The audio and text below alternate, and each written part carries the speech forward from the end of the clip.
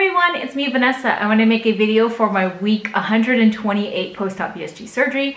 Back in January of 2014, I was at my highest weight of 280 pounds.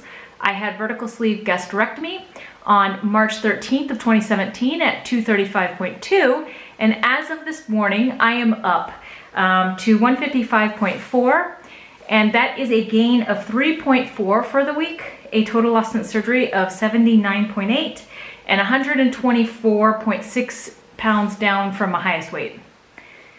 This past week has been a bad week. I actually today decided I was going to be doing my phase one, month one of the new program, kind of like an update.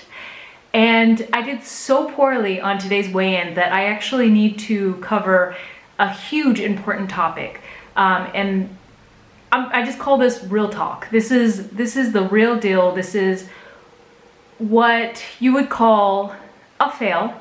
It's something that I allowed myself to do. It's not because it's the time of the month, you know, there's no excuse. There's no excuse of what I did this week and what I allowed, and I'll go into that. But I want to put a disclaimer out here. I'm not going to tell you everything I ate. There is no purpose to that because my triggers are not the same as other people's triggers. The amount that I eat, it shouldn't matter. It's the fact that, or what I ate. It's the fact that I ate when I shouldn't have eaten. And I ate many times in many days. I added nonsense calories, and I am in control of myself. Yes, I lost control, but there was no excuse. There was no excuse for me to allow myself to get back to where I had gotten this week.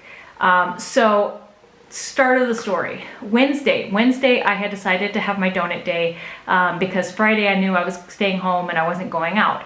So Wednesday I had my donut. The whole morning I did great. I had my breakfast, AM snack, packed my lunch. I had the donut for my PM snack, and then I actually bought a salad to bring home. So I had my salad too. So I ate really well. So if I would have stopped at that, I would have done really well. But no, I didn't stop there. And then the whole night, all the way until midnight, I was snacking nonstop. So like when I would finish eating something, I would start to eat something else. And then when I finished that, I would start to eat something else. And I was picking foods that I knew were not the best, healthiest choices. They were not gonna fill me up. I should have reached for my banana and my oatmeal like I should have, but I didn't. I chose poorly, and this is the results you get when you choose poorly. Thursday did really well. I stuck to my plan the whole day. So that was a, I guess you could say, a great thing, right? That was a success. Friday though, Friday came, I did great for breakfast, AM snack, lunch, and then it all went downhill after that. Same thing, constant eating. I was eating something, when I finished with that, I ate something else, and I kept snacking all the way until midnight. Saturday, same exact thing, and then Sunday, same exact thing. So for Saturday and Sunday, I was eating whatever I wanted, and I was spacing it out really well, but it was at nighttime, it like triggered something for me. And I'm gonna share something that I had learned in my childhood that kind of started this, and this is why I do what I do sometimes. So when I was very young, I lived with my grandparents for a time after my parents' divorce. And so the whole thing was I was very lonely. I would sit in front of a TV and I would just mindlessly eat and snack. My grandmother, God bless her heart, she would feed me like cookies and all of these little Debbie snacks and all these little sweet treats, right?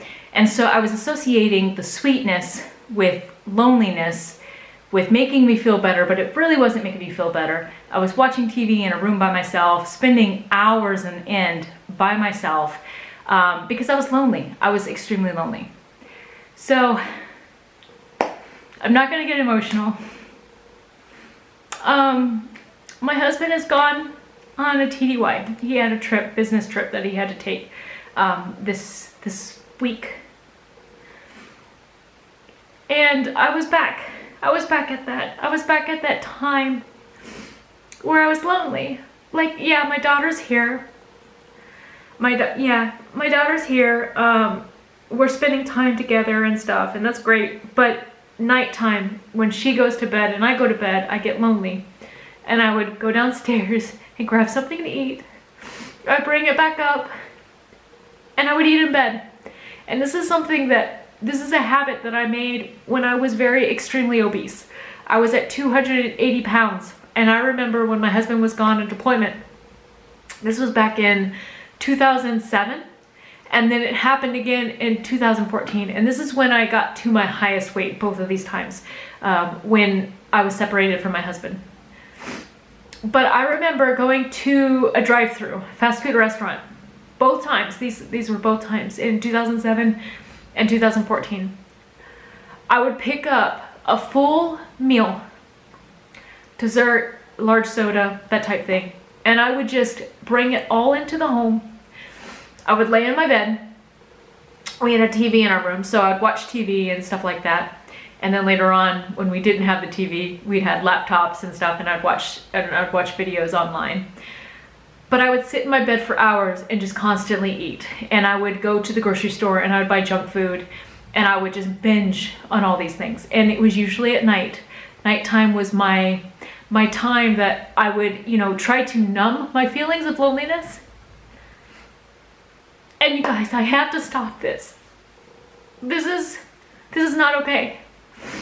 This is not okay for me to allow myself to do this. And so I'm putting this out here. For one, this week, I am no longer going to eat in my bed. And two, this week, even though my husband's gone, I am no longer going to snack at night, because this is getting me absolutely nowhere. Wednesday. Okay, so Wednesday of last week, I was at 151.2 pounds. This morning, I'm at 155.4 pounds. That is unacceptable in my book. And I have to stop this cycle. It's only hurting me. It's not helping. And I can't do this to myself. I can no longer do this to myself. So this week, I'm getting back on that horse. Accountability, I'm checking in every day on my social media, Facebook and Instagram. Beautiful ladies who I chat with every day. I'm checking in with you guys too.